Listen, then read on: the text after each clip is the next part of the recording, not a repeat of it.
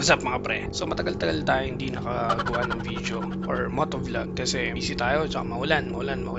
Kung ngayon, meron tayong re-review na pyesa na kinabit natin dito sa Winner X natin. So, sa video na to, ikukwento ko sa inyo kung ano yung mga naranasan kong pros and cons simula nung kinabit ko tong pyesang to sa Winner X natin. Okay? So ano pa hinihintay natin? Tara, let's go!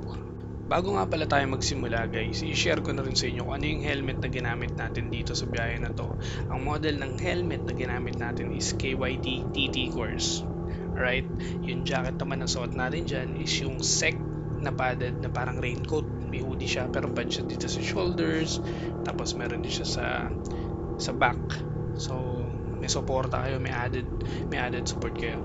Tapos yung gamit nating camera dyan is DJI Osmo Action 4. Ang chin mount na gamit natin is Hank. Kasi matibay yung Hank na yun guys. Kung ako sa inyo, yun yung suggested ko na bilhin yung chin mount.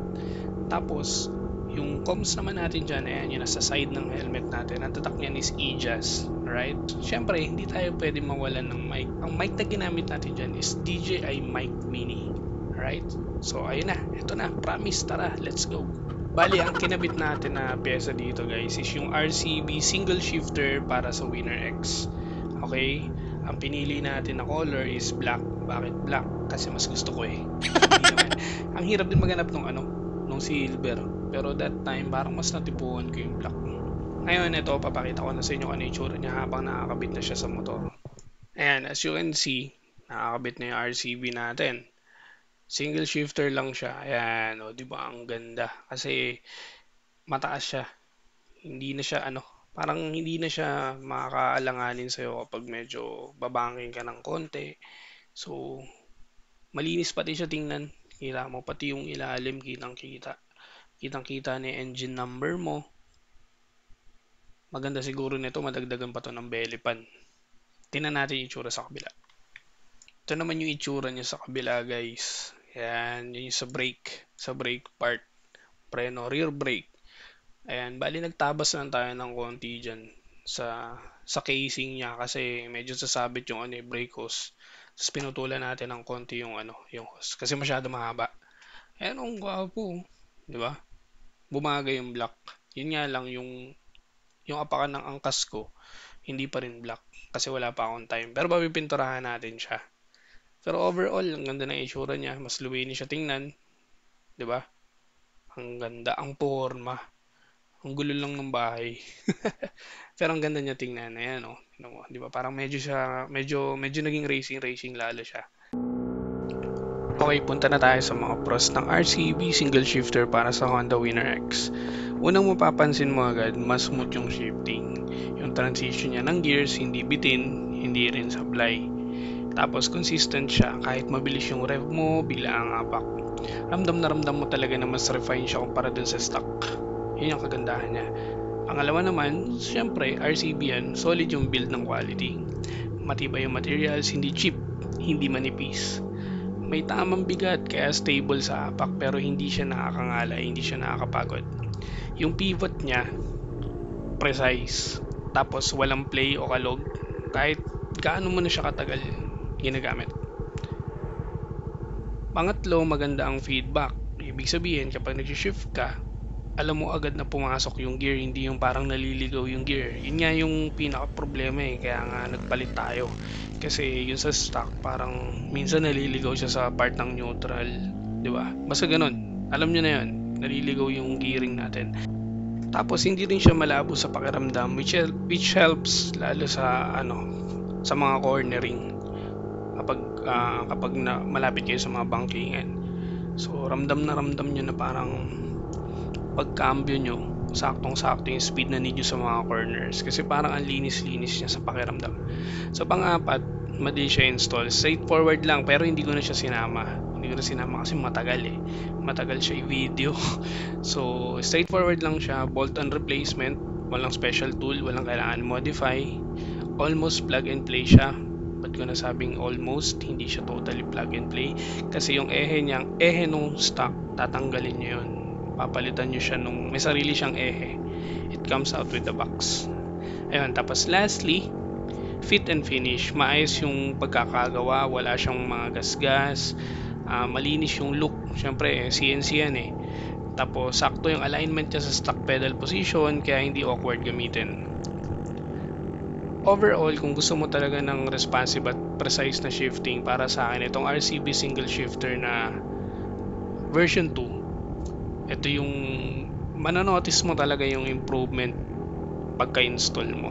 Ayan, hindi man siya ganun ka yung parang sobrang flashy, pero functional siya, tapos exact siya dun sa parang needs mo sa upgrade para ma-feel mo na ang sarap mag-ride, parang ganun. Okay, doon naman tayo sa mga consequence, sa mga cons. Una, mapapansin mo na mas maiksi siya kumpara sa stock. Sa unang gamit, medyo maninibago kasi mas direct yung response niya eh. Kung galing ka naman sa stock, baka kailangan mo lang mag-adjust ng konti sa positioning ng paa, lalo na kung naka-riding shoes ka, yung medyo makapal yung sole, yun. Mas malaki kasi yung travel ng lever, kaya konting apak lang, nakashift na agad. Sa umpisa, parang bitin yung feeling, pero pag nasanay ka naman, mapapansin mo naman na mas mabilis na at responsive na yung shifting. Syempre, need pa rin ng practice kasi nga nagpalit ka eh. Maganda to lalo na kung mahilig ka sa mga spirited riding, yung mga, kasi wala siyang delay eh. Tas tapik lang, pasok agad yung gear. So technically, adjustment period lang talaga sa umpisa, pero once masanay ka, mas precise at mabilis na yung shifting feel mo. Pangalawa, wala siyang height adjustment feature. Fix lang yung angulo ng lever sa mounting point, yun na yun. Hindi siya pwedeng i-adjust taas, pababa. So kung gusto mo nang iangat o ibaba pa ng konti, mas komportable ka sa posisyon ng paa mo, kailangan mo talaga i-adjust manually gamit ang spline sa shift ng shaft.